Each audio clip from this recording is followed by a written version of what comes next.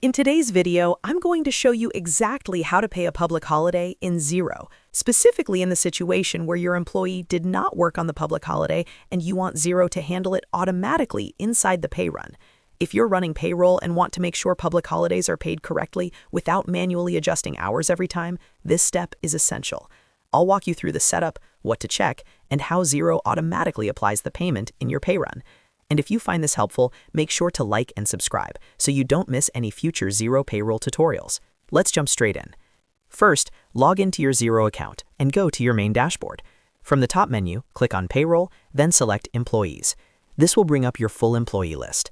Now, click on the name of the employee you want to make sure is set up correctly for public holiday payments. Inside the employee profile, look for the Employment Information tab and click into it. This is where the key setting lives. Scroll down until you find the Holiday Group section.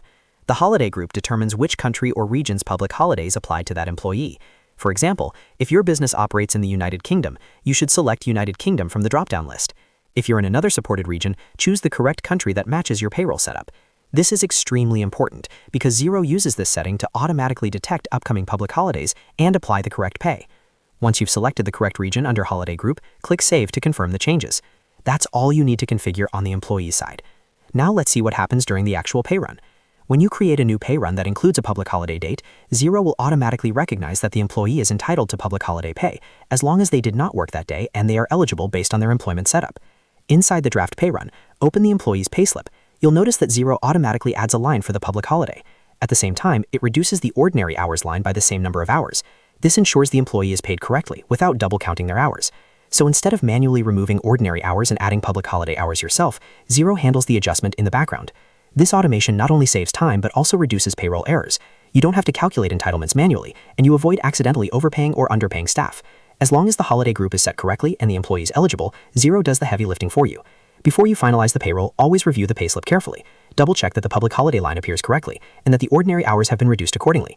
If everything looks correct, you can proceed to post the pay run as normal. And that's it. That's how you pay a public holiday in Xero when the employee did not work, using Xero's automatic payroll functionality. Just remember, the most important step is setting the correct holiday group under employment information. Once that's in place, the rest happens automatically during your pay run. If this video helped you understand how public holiday payments work in Xero, make sure to hit the like button and subscribe to the channel for more simple step-by-step Xero payroll guides. Thanks for watching, and I'll see you in the next tutorial.